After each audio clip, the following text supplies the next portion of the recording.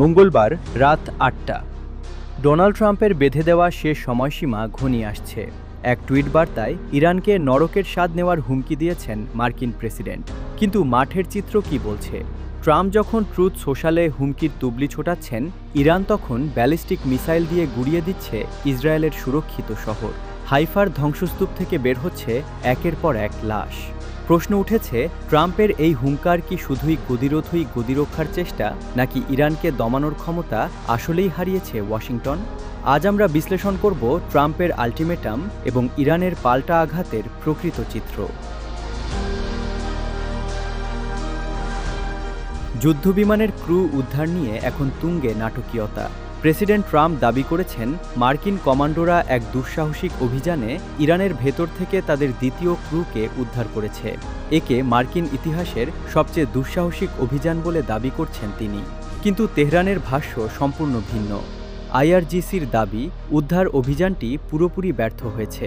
যুক্তরাষ্ট্রের দুটি C-130 পরিবহন বিমান এবং দুটি ব্ল্যাক হক হেলিকপ্টার ধ্বংস করার দাবি করেছে ইরান।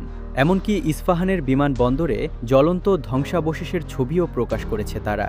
পশ্চিমা সংবাদ মাধ্যমগুলো বলছে, মার্কিন সেনারা নিজেদের বিমান নিজেরাই ধ্বংস করেছে।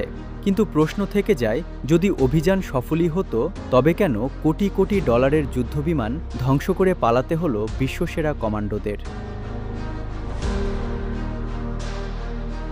কূটনৈতিক টেবিল নয়, ট্রাম্প এখন কথা বলছেন হুমকির ভাষায়। তিনি সাফ জানিয়ে দিয়েছেন, মঙ্গলবার রাত ৮টার মধ্যে হরমুজ প্রণালী খুলে না দিলে ইরানের বিদ্যুৎ কেন্দ্র আর সেতুগুলো মাটির সাথে মিশিয়ে দেওয়া হবে। এমনকি ইরানের তেল সম্পদ দখল করার হুমকিও দিয়েছেন তিনি।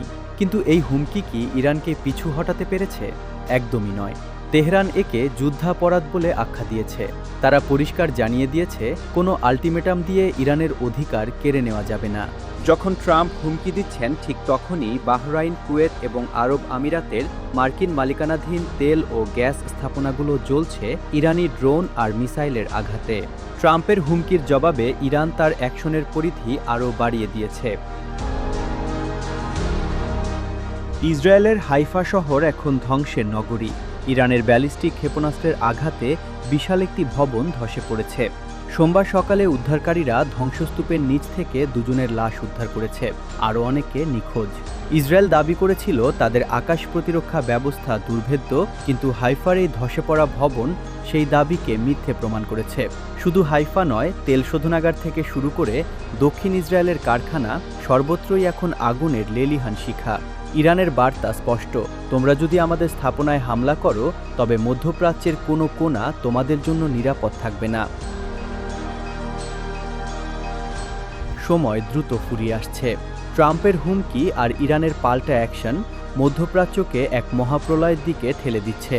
শেষ পর্যন্ত কি ট্রাম্প তার হুমকি বাস্তবায়ন করবেন, নাকি ইরানের এই কঠোর প্রতিরোধের সামনে নতি স্বীকার করবে পশ্চিমারা?